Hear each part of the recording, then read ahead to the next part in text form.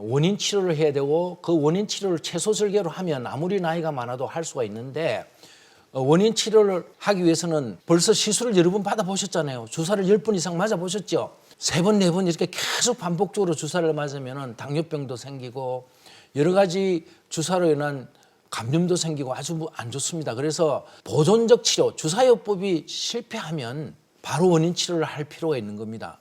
그다음에 계속 물리치료를 받고 계속 운동치료를 받고 온갖 비수술 시술도 하고 시술비가 또 비급이기 때문에 사지도 않잖아요. 뭐 100만 원, 200만 원, 300만 원, 400만 원, 600만 원짜리 시술도 있습니다. 이런 시술을 다 했는데도 낫지 않고 자꾸 재발을 하는 경우에 그다음에 무엇보다도 이거는 당장 수술해야 되는 것은 발목이 안 움직인다. 내가 걸어가는데 다리가 힘이 축 빠진다. 소변을 보는데 소변이 시원하게 쫙 나오지 않는다. 이게 나이가 들어서 전립선이 비대해서 그런 겁니까? 아닌 경우가 굉장히 많아요. 척추관 협착증 때문에 그런 경우가 많습니다. 소변이 잘 안 나올 경우, 그다음에 지속적으로 사는 게 너무 오래 앉아 있어야 되고 빨리 걷지 못하면 뭡니까? 삶의 질이 떨어지잖아요. 사람이 빨리 걸을 수 있어야 정상인 건강을 유지하거든요. 빨리 걷지 못할 때는 원인 치료를 해야 되고 무엇보다도 여러 번 강조하지만은 신경조영술을 꼭 해보십시오. 아프지도 안 하고 MRI로 하는 거니까요. 근데 신경이 막힌 경우는 영양이 공급이 안 되고 척수액도 공급이 안 되는 거니까 반드시 통하게 해줘야 됩니다. 혈관이 막히면 뚫어지는 경우와 똑같은 거죠. 평균 수명 100세대인데 지팡이 짚고 허리 구부정하게 걸어갈 때마다 유모차 끌어야 되고 이런 상태로 100세 살면 좀 삶의 질이 떨어지는 거죠. 그래서 유병장수는 하기 싫다고 그럽니다. 무병장수, 건강한 허리로 빨리 움직이면서 활동적인 삶을 사는 100세 시대. 근데 이것이 제가 그냥 하는 말이 아니고 미국, 한국에서 많은 의사들이 논문으로 썼습니다. 국제학술지에 게재되어 있습니다. 실제로 제가 65세 고친 사람 지금 95세인데 살아있고요. 제가 65세에 고쳐준 사람이 94세가 돼서 인사하러 왔더라고요. 척추관 협착증 고친 사람은 더 건강하고 더 활발하게 움직이기 때문에 건강 장수할 수 있습니다. 척추관 협착증은 원인이 크게 3가지입니다.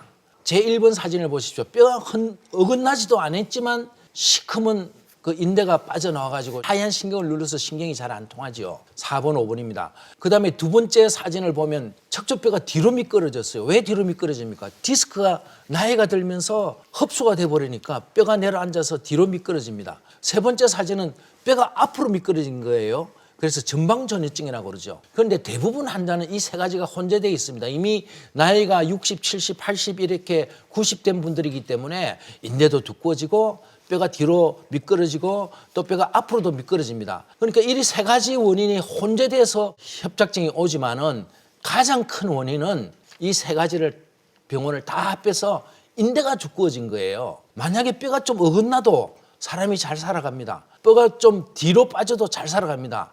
디스크가 좀 내려앉아도 잘 살아갑니다. 그런데 왜 여러분들이 걷지 못하고 잘 못 움직입니까?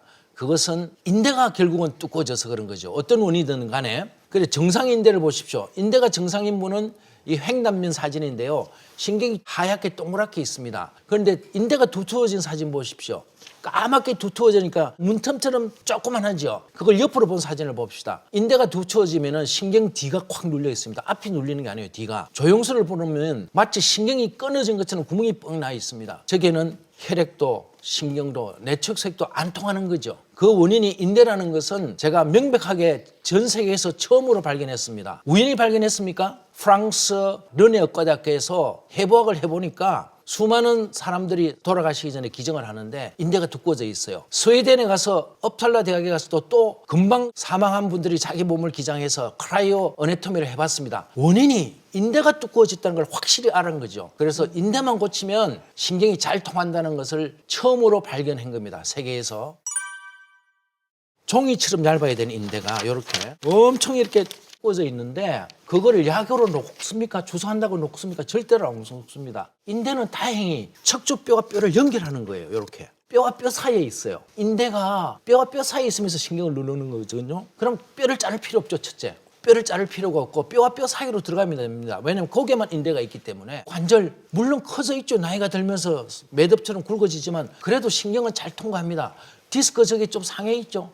그래도 잘 통과합니다. 그래서 뼈와 뼈 사이로 들어가서 채소 절개로 원인 치료로서 나쁜 인대만 없애고 새로운 인공 인대로 재건을 해주는 거죠. 그러면 약해졌던 허리가 더 강해지는 거죠.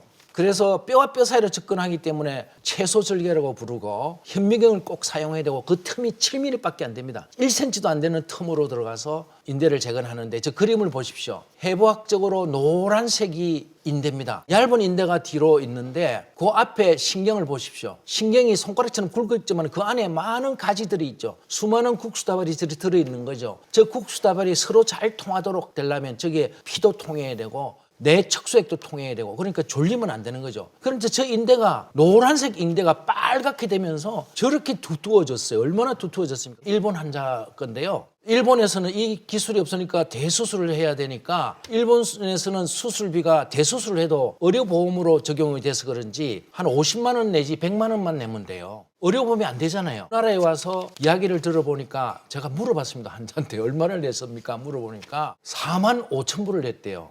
수술비는 3만 불, 그러니까 3,300만 원 정도 내. 먹고 300, 비행기표 이런 걸 다 합하니까 4,500만 원 든답니다. 일본에서 4,500만 원을 주고 우리나라에 와서 고치는 거 아닙니까? 그분은 지금 정상인이죠. 골프도 잘 치고 홍콩, 북경을 마음대로 다니고 있습니다.